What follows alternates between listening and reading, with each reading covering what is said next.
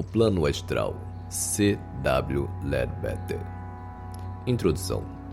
A primeira edição desse livro apareceu em Londres em 1895 e, portanto, numa época em que William Crookes, com a sua imensa autoridade de profundo cientista, abalava o materialismo ortodoxo dos cientistas com as suas pesquisas psíquicas, cujos resultados expunham na Royal Society de Londres, pelos métodos racionais preconizados pela ciência.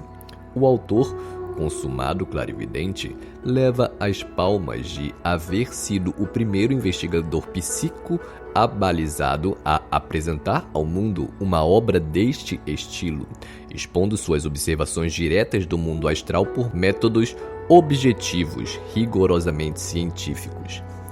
E tão feliz e bem acabada foi a sua exposição que, segundo nos relata o eminente teósofo e escritor hindu C. Gnanajadasa, na introdução, um dos grandes mestres da sabedoria solicitou do autor o manuscrito original para figurar nos arquivos perpétuos da grande fraternidade branca.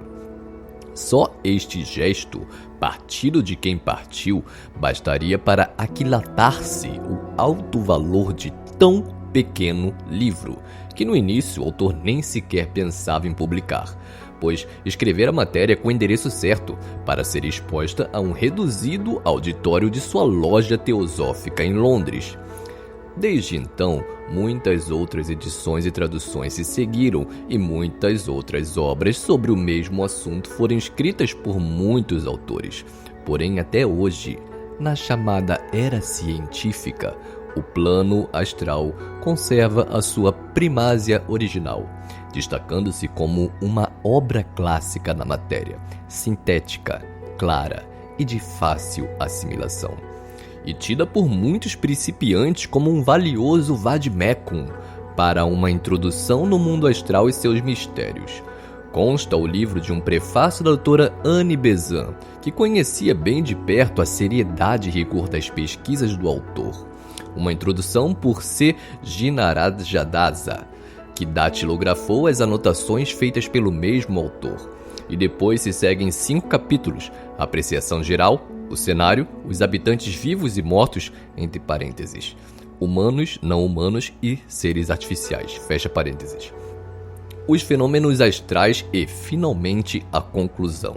O autor finda o livro considerando normal o desenvolvimento das faculdades psíquicas no ser humano, sendo, porém, imprescindível saber distinguir entre as superiores e as inferiores, as permanentes e as transitórias, as seguras e as perigosas.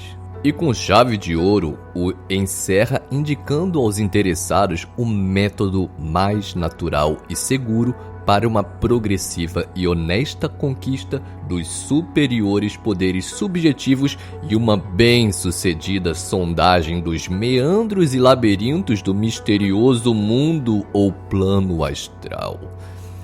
Dificilmente se poderá encontrar, por muito tempo, um livro melhor no gênero, acessível à grande maioria das inteligências e capaz de satisfazer tanto a espiritualistas como a cientistas pesquisadores. Prefácio. Poucas palavras bastam para oferecer este livrinho ao mundo. Visa atender à demanda pública de uma exposição simplificada dos ensinamentos teosóficos. Tem-se queixado alguns que nossa literatura é, ao mesmo tempo, excessivamente abstrusa, técnica e dispendiosa para o leitor comum. Com esta obra, esperamos lograr suprir tão evidente necessidade. A teosofia não se destina apenas a eruditos, mas a todos. Talvez entre os que nestas páginas obtenham vislumbres de seus ensinamentos, haja uns poucos que serão por eles guiados a penetrar mais profundamente em sua filosofia, sua ciência e sua religião, abordando os mais abstrusos problemas com o zela, o estudante e o ardor do neófito. Todavia, essa obra não foi escrita apenas para o estudante sequioso, que nenhuma dificuldade inicial pode deter, mas também para os homens e mulheres envoltos nos afazeres cotidianos do mundo. A todos Eles procuram explicar algumas das grandes verdades que tornam a vida mais agradável e a morte menos temível. Escrita por um dos servos dos mestres que se dizem, abre aspas, irmãos mais velhos, fecha aspas, de nossa raça. Seu único escopo é servir à humanidade. Annie Besant. Apresentação. Na extensa literatura sobre teosofia, este pequeno livro se destaca por certas características especialmente marcadas. É uma tentativa para descrever o mundo invisível da mesma maneira que um botânico descreveria algum novo território nesse globo, não explorado por qualquer botânico anterior. A maioria dos livros que tratam de misticismo e ocultismo se caracteriza pela falta de uma apresentação científica, tal qual se faz em todo o departamento científico. Mais nos dão a significação das coisas do que descrições das coisas em si. Neste pequeno livro, o autor aborda o mundo invisível do ponto de vista da ciência. Como tenho certa ligação com este livro, por ter sido o amanuense que o copiou para a impressão, posso descrever como veio a ser escrito. Na época em que foi escrito, em 1894, C.W. Leadbeater era o secretário da loja de Londres da Sociedade Teosófica e o seu presidente era o Sr. A.P. Siné. A loja não fazia propaganda pública nem realizava reuniões abertas. Porém, 3 ou 4 vezes por ano se efetuava uma reunião na residência do Sr. Siné, e cartões de convite eram enviados aos membros da loja e aos poucos das classes superiores, entre aspas, que o Sr. Siné julgava provavelmente interessados em teosofia. O Sr. Siné desejava que o Sr. Leadbeater, como era então o seu tratamento, fizesse uma palestra na loja. Nosso autor escolheu como tema o plano astral. Cabe citar aqui a descrição que ele próprio fez do seu treinamento em clarividência, que o habilitou a fazer uma investigação científica dos fenômenos do plano astral. Em seu livro Como Me Vejo, MC Veio a Teosofia, descreve assim o seu treinamento. Desenvolvimento inesperado.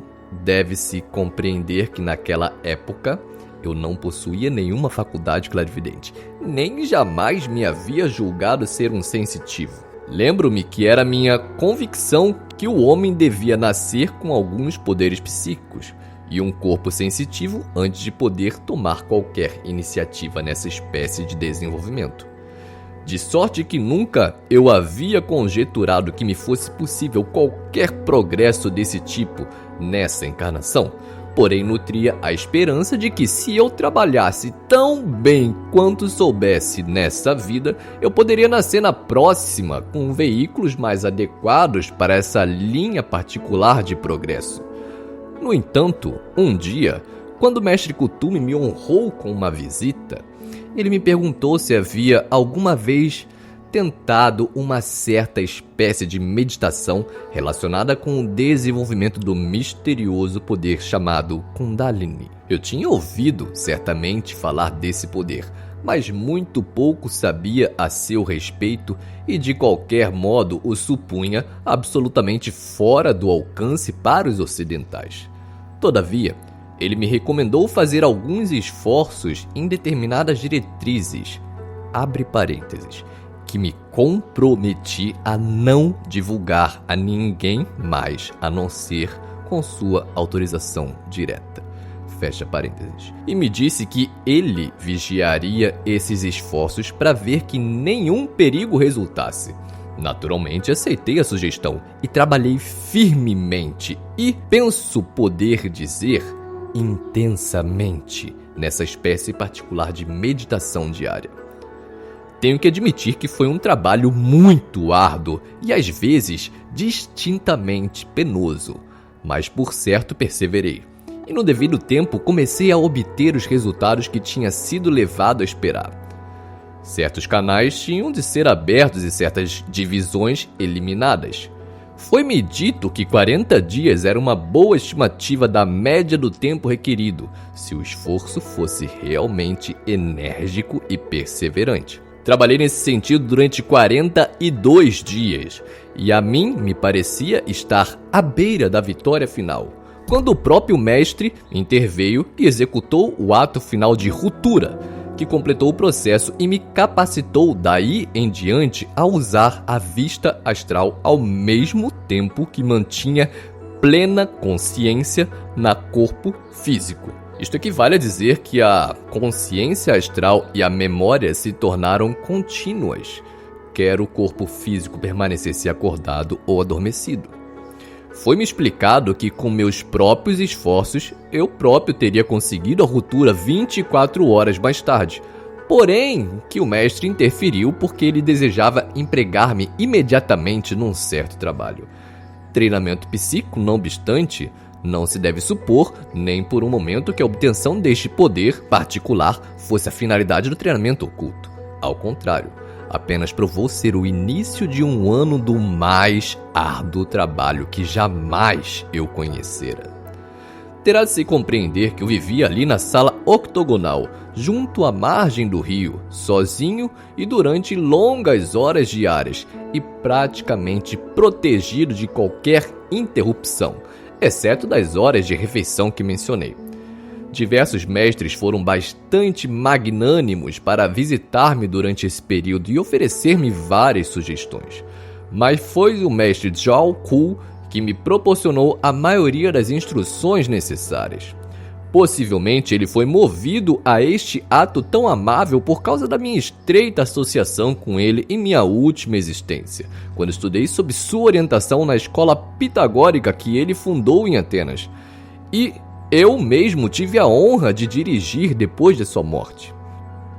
Não sei como agradecer-lhe tão grande soma de cuidados e incômodos que assumiu em minha educação psíquica. Paciente e repetidamente, ele criava uma vívida forma-pensamento e me perguntava: "Que está vendo você?" E quando eu a descrevia com toda a minha melhor habilidade, vinha repetidamente o comentário: "Não, você não está vendo certo, você não está vendo tudo. Aprofunde-se mais, use a sua vista mental junto com a astral.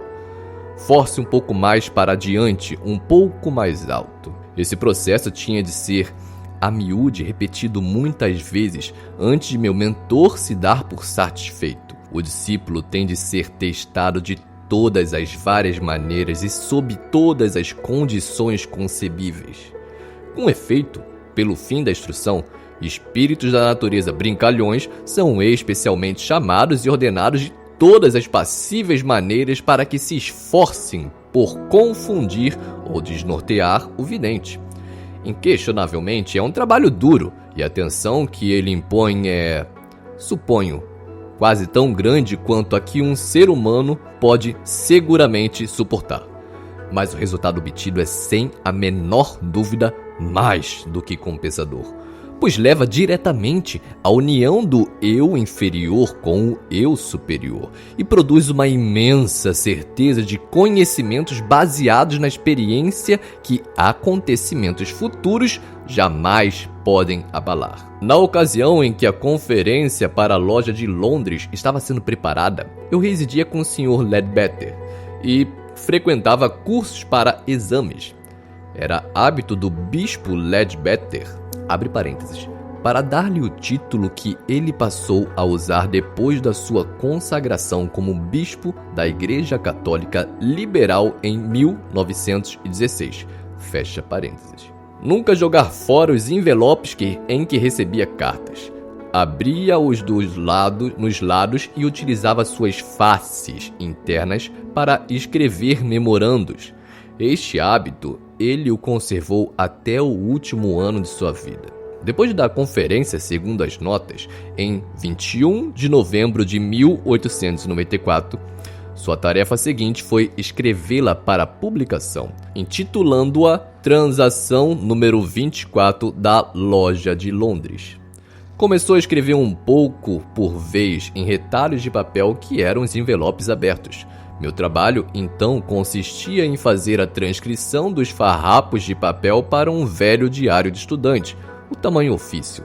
Por isso o manuscrito está feito em minha caligrafia. O trabalho de escrever levou de 3 a 4 semanas, pois ele se achava muito ocupado em vários tipos de atividades para a sua subsistência, e por isso só podia escrever em horas disponíveis. Quando as provas do impressor dos anais da loja de Londres vieram ao bispo Leadbeater, o manuscrito, que estava em minha caligrafia, foi por certo devolvido pelo impressor.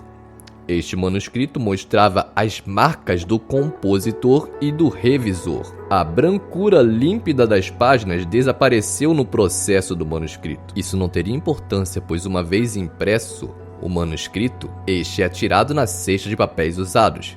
Mas eis que aconteceu um desusual e inesperado incidente que evidentemente aturdiu a bispo Leadbeater.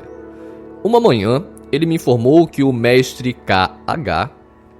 lhe havia pedido o manuscrito, pois desejava depositá-lo no Museu de Arquivos da Grande Fraternidade Branca.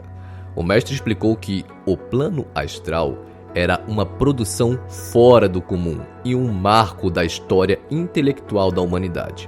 Alegou que até então, mesmo numa civilização tão grande como a dos Atlantes, os sábios das escolas ocultas não haviam abordado os fatos da natureza segundo o moderno ponto de vista científico, porém de um ângulo diferente. Os instrutores ocultos do passado haviam procurado mais o significado interno dos fatos, o que se poderia chamar o lado vida da natureza, e menos o lado forma, entre aspas, da natureza, tal como se caracteriza o método científico da atualidade. Conquanto até então os adeptos houvessem reunido um vasto cabedal de conhecimentos provindos das civilizações passadas concernentes aos mistérios da natureza, tais conhecimentos haviam sido sintetizados não segundo uma detalhada análise científica, mas mediante reações da consciência ao, entre aspas, aspecto vida.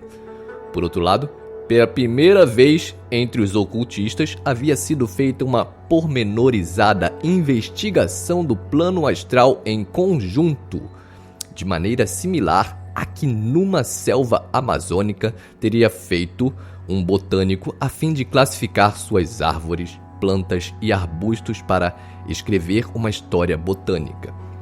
Por essa razão, o livrinho O Plano Astral foi definitivamente um marco e o mestre, como guarda dos arquivos, desejou colocar no grande museu o escrito desse plano. Este museu contém uma cuidadosa seleção de vários objetos de importância histórica para os mestres e seus discípulos, em conexão com seus estudos superiores, e é especialmente um registro do progresso da humanidade em vários campos de atividade.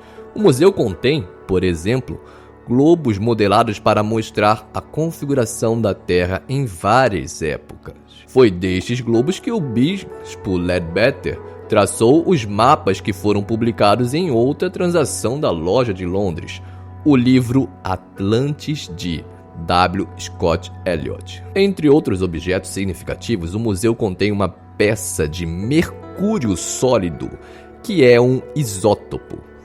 Conserva vários textos antigos relativos a religiões extintas e atuais, bem como outros materiais úteis para uma compreensão da obra, entre aspas, vaga de vida neste globo, a nossa Terra. A única ocasião que possa recordar-me em que se poderia descrever o bispo Leadbeater como, entre aspas, excitado, foi quando recebeu do mestre este pedido do seu livrinho, pois o manuscrito estava manchado, melhor se poderia descrevê-lo sujo, depois do manuseio do impressor. Não obstante, o pedido do mestre tinha de ser atendido. Surgiu então a questão de como transportar o manuscrito para o Tibete. Todavia, isso não o apoquentou, pois o bispo Leadbeater possuía certos poderes ocultos que não revelou a outros, embora eu os tenha observado em diversas ocasiões. O manuscrito teve de ser transportado por desmaterialização e ser rematerializado no Tibete. Aconteceu ter eu uma fita de seda amarela de 3 polegadas de largura e, dobrando o manuscrito em 4, enrolei-o com a fita que estiquei para formar uma faixa. Eu me achava excitado, pois havia ali uma notável oportunidade para conseguir prova de um fenômeno. Se o manuscrito fosse fechado numa caixa e a chave estivesse em meu poder todo o tempo e depois se verificasse haver desaparecido o manuscrito, eu teria uma prova esplêndida para narrar. Mas, por estranho que pareça, entre os pertences do Bispo Leadbeater e meus daquela época não tínhamos nada propriamente com fecho. Havia uma velha canastra coberta de couro, mas sua fechadura estava quebrada. Tínhamos ainda muitas maletas, mas todas com fechaduras defeituosas, e não havia absolutamente nada com fechadura aproveitável. Existia uma pequena caixa de madeira com uma carapaça de tartaruga embutida, que era uma caixa de trabalhos de sua mãe, mas sua mãe se havia perdido há muito tempo. Nada restava fazer senão colocar o manuscrito dentro dessa caixa e empilhar sobre elas um monte de livros, na falta de coisa melhor. Na manhã seguinte, ao acordar, removendo a pilha de livros e olhando dentro da caixa de trabalhos, o manuscrito não estava mais ali. Meu pesar por perder a oportunidade de demonstrar um fenômeno não se sentiu consolado por me dizerem que eu próprio havia levado astralmente o manuscrito ao mestre. Talvez seja interessante transcrever aqui o que escrevi algures deste tema e da impossibilidade de encontrar um exemplo da ação de faculdades superfísicas que a séptica mentalidade científica pudesse considerar insofismável. Abre aspas. Sempre que poderíamos ter dado um exemplo de prova com referência a fatos ocultos, sem qualquer possível objeção, sempre algo acontecia para frustrar a finalidade da prova. É bem sabido que, nos primórdios do espiritismo, muitos objetos raros foram transportados de pontos distantes, demonstrando que os espíritos podiam empregar poderes extraordinários. Mas em cada exemplo faltava um elo final na cadeia. De maneira semelhante, nos fenômenos produzidos pelos adeptos em conexão com o trabalho de Madame Blavatsky em Simla, teria sido para eles coisa facílima transportar de Londres para Simla o Times do dia, como certa vez foi sugerido. Mas em todos os casos de fenômenos havia a omissão por inadvertência ou outra razão qualquer de algum importante fato comprobatório. Fecha aspas. Quando indagamos o mestre sobre este assunto, fomos informados que eles propositalmente evitaram qualquer fenômeno que pudesse ser absolutamente, abre aspas, comprovado, fecha aspas. Em matéria de prova, era seu plano que, enquanto a humanidade estivesse no presente estágio em que a um grande número de mentalidades poderosas falta um adequado desenvolvimento moral, nenhuma oportunidade se dará a estas inteligências inescrupulosas para terem uma confiança completa da existência de poderes ocultos. Enquanto houver ceticismo nesta matéria, a humanidade estará protegida de ser explorada por inescrupulosos. Já sabemos quanto a humanidade tem sido explorada econômica e industrialmente pelas mentalidades egoístas que controlam os recursos da natureza. Quão grande calamidade ocorreria se essas mesmas mentalidades pudessem também utilizar poderes ocultos para a exploração. Não é difícil de conceber, mesmo alguém dotado de pequena imaginação. O Bispo Leadbeater encontrou a doutora Anne Besant pela primeira vez em 1894. No ano seguinte, ela o convidou e a mim para residirmos na sede central teosófica de Londres, Parque dos Regentes, onde HPB, Helena Petrovna Blavatsky, faleceu em 1891. Essa casa era sua, e daí o seu convite a nós. Deste período em diante, começou uma muito estreita colaboração entre a doutora Besant e o Bispo Leadbeater, a qual continuou ininterrupta até o fim de suas vidas. Em 1892, ela iniciou uma série chamada Manuais Teosóficos, consistindo de pequenos livros sumariando ensinamentos teosóficos sobre vários assuntos.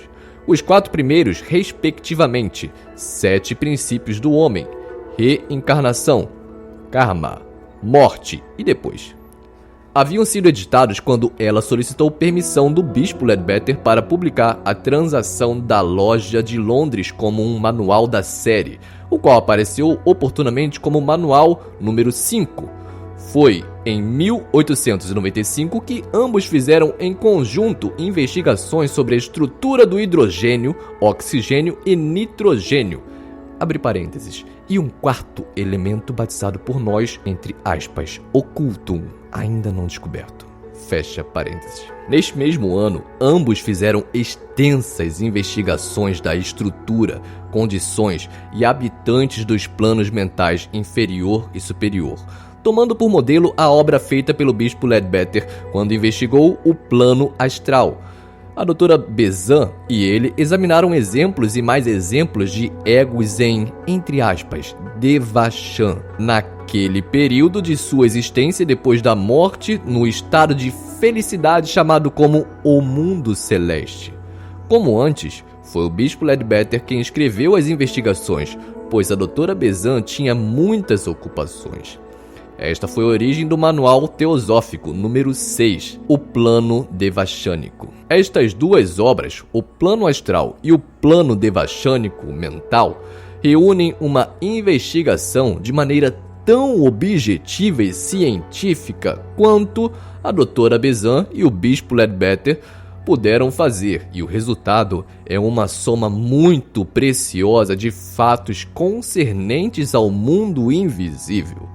Uma acurada análise e estudo desses fatos por qualquer estudante ardoroso, datado de uma mente imparcial e sem preconceitos, não podem deixar de lhe proporcionar o sentimento de que, embora possa ser incapaz de crer nas exposições feitas, há, no entanto, uma característica acerca deles, e que parecem ser descrições de objetos e acontecimentos vistos objetivamente, como por meio de um microscópio ou telescópio, e não subjetivamente, como é o caso de um novelista contando os incidentes de uma vívida história. Esta é, em resumo, a história da escrita deste pequeno, mas precioso manual, o Plano Astral.